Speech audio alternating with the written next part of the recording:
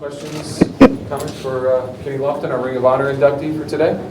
Congratulations. What does this honor mean to you? Again, this is an honor that was unexpected, and coming back to McHale and seeing those guys' names up in the rafters, and just knowing how special this is with the U of A. And the U of A is a program that when I came in 80, 85, 86, the team just flourished and we took off, and we felt like early on we had something special, and then we kept going forward, and then 88 we ended up getting to the Final Four the first time in the U of A history, and it's something that was very special. How much does it mean to you being that team, the 88 team that really laid the path for what Arizona has turned into today? Again, it felt very special to be a part of that. You know, it's something, I felt like in my life that whenever I try to get to a team, I try to do my part to help get to that level, and having an opportunity to be at a program that was almost kind of non-existent until that time in 88, it showed that Arizona basketball is on the map now, and ever since then, it's been going. What's your best Lute Olson story? Oof, I got a whole lot of them, but I think one of the best ones I would never forget is when Coach was coaching in practice. Never forget this. So we had a game where we had a couple mishaps on defense, and we was doing in practice, we was doing taking a charge drill, right? So we was doing a taking a charge drill, and Coach Olson was telling Ricky Berg's song at the time, this is what you need to do. So you know how you run, when a guy's coming down the line toward the baseline or toward the line, you step over the line to cut off the path. So Coach was showing it, and he was telling Birdsong, go this way, we're going toward the line, and let me cut you off. He cut him off, and boom, went Coach, and he jumped up like, yeah, this is what I'm talking about, is how I was going. I'm like, dude, he just knocked him on his butt. And that was one of the things that we was like, Coach was serious about it. I didn't think he knew that Coach Birdsong was going to keep going. When he was, going to the baseline, and he knocked him right over, and he jumped right back up and said, see, this is how you do it. And when we saw that, we like, dude, if Coach can take a charge, we definitely going to be able to take a charge. Never forget that. There have been many great multi-sport athletes. There haven't been that many guys who kind of took the path that you did, where you played one thing in college and then something else as a professional. How would you describe how that kind of all happened? I don't know. It was just kind of weird. I knew the guy sitting over here, Clark Chris, was part of the baseball scouting that saw something in me. And again, I knew baseball was probably my future growing up. But again, where I grew up, I had to play basketball because of the full scholarship. I couldn't afford a part-time, so basketball became that. And I started missing baseball, and I asked them, can I come out and work out with the baseball team, because I was missing it. And the path just kind of started. And, again, I'm going to always say I knew this was my path. After the Final Four, seeing the team, I knew you had Sean, you had Craig, you had Judd Bushler, Sean Elliott, Judd Bushler, Sean Rooks. I wasn't going to get no shots off.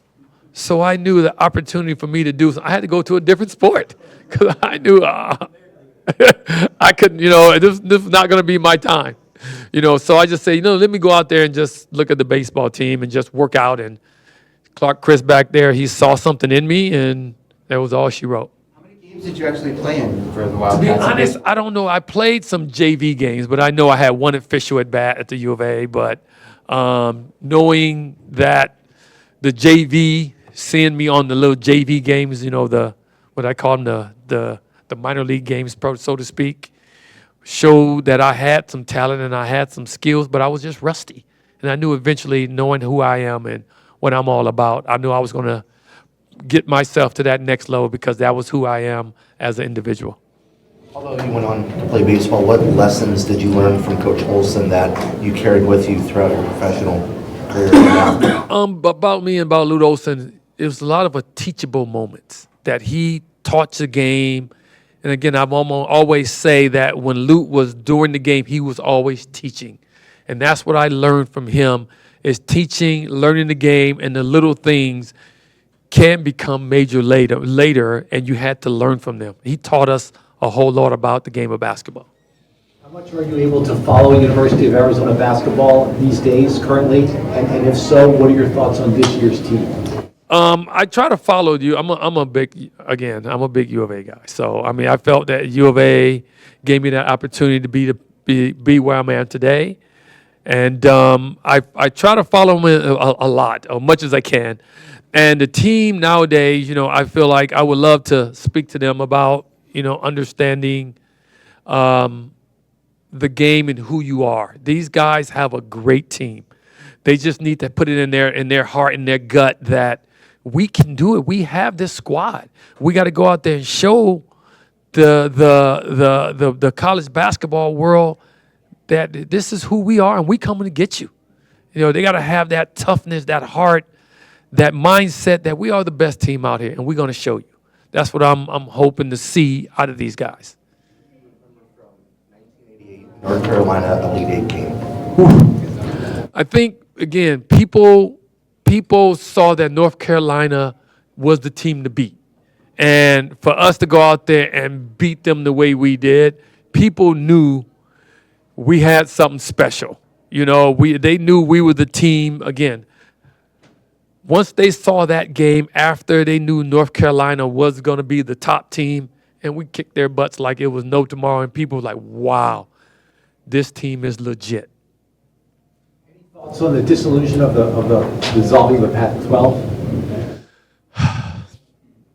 I have mixed emotions about it, but I had mixed emotions when they changed it from the Pac-10 to the Pac-12. I mean, I wish they would have kept it like the Big Ten, kept it expanded. I wish they would have kept it at the Big Ten. I mean the Pac-10, because I love that name, the Pac-10. And they changed it, but again, in this day and age, it's all about money. That's no doubt, and about different conferences that's getting all the money and the best teams. Again, that's what it's surrounded around right now, and you just have to deal with the changes in life now. You just got to accept it and just kind of keep moving.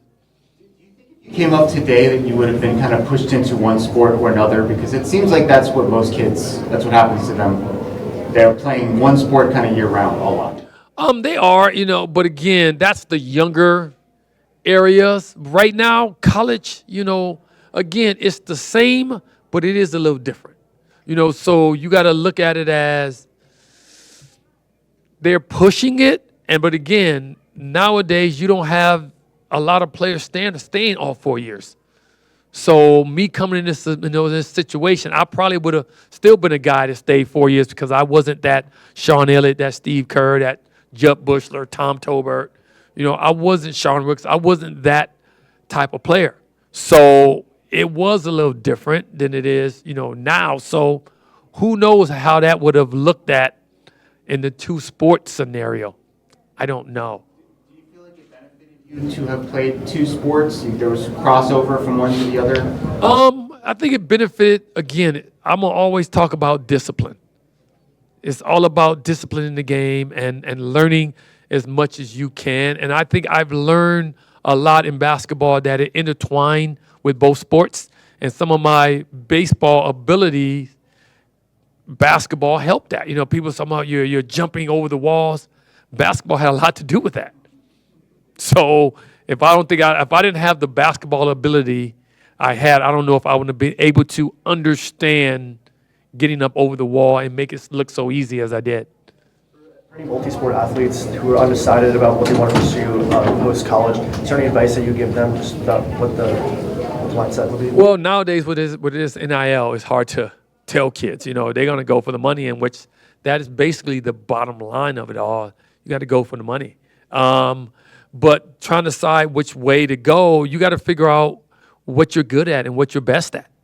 And that's how you're going to decide which direction you're going to go, because you got to look at your future. And I knew eventually, after playing basketball at the U of A, I knew having an opportunity to try it, go a different direction. And I said, you know what? baseball is my direction because I can show my individual talents on the baseball field. Basketball, it was kind of you had that team, but once I gave the ball up, my talents were just kind of locked, sitting there. But in baseball, I'm going to always have that opportunity to step on the plate, step at the batter's box every 4 or 5 times a game. And I know in the center field, I'd be there every single inning to have an opportunity to show my skills out in the outfield. Pass much a lot with Terry Francona based on both with Cleveland or I know different times. Oh, it was a different time, but I think me and Francona, we think we had that love-hate because when I was playing against him, I made sure I tried to kick his butt. And he knew that. So when he saw me, he always gave me this little mug or push because he knew I was doing my thing against him. And I never had a chance to be on the same team as him. I knew he knew I was on his team because he knew what I brought to the table. But I think every time he sees me, he looks at me, that dang Kenny, So because he knew I had that fire to go out there and get it and do whatever I need to go. So we have that funny, kidding relationship. How often do you get a chance to talk to your 88 Wildcat teammates? Actually, all the time. Again, how the game has changed and how we had that bond because we all, when you went to college, you knew you was going to be there for 4 years. So that bond grew close and close because it was like a brotherhood. We still have again, it's funny how we still have a text chain that we are all on right now.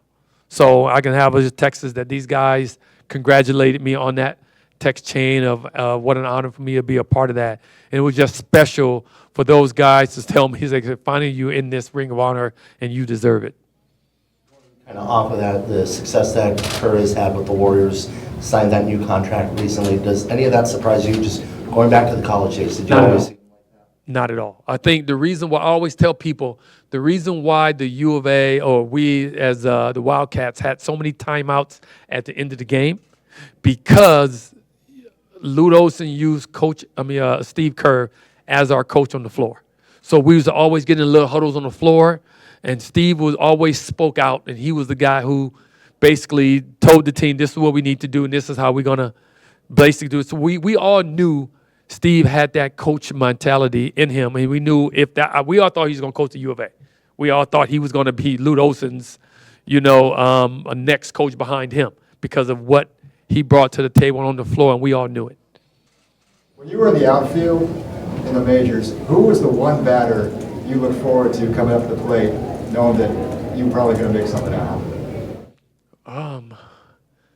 A lot of guys. A lot of guys like to hit the ball in the gap. But again, one guy I probably was hoping he hit ball in my area was Ken Griffey Jr. Please hit the ball to me so I can make some catch, and then I'll talk trash to him after the game or whatever. But he was one guy because Ken Griffey Jr., he made it look so easy. He did. It seemed like it was the natural, So anytime we had a chance to show the natural guy that, hey, I got you, he was the guy. Time for one more. Did you ever have spring training at High Corbett Field? Yes, I did. Again, it was the picture that I saw. I think I showed somebody here. I remember me at High Corbett Field, and Lute Olson came out and saw me, and I still have that picture of him giving me the handshake. Somebody took a picture of that, and I think that was that made me feel very special for him to come out and watch me in spring training. All right. Thank you. Congratulations again. Thank you.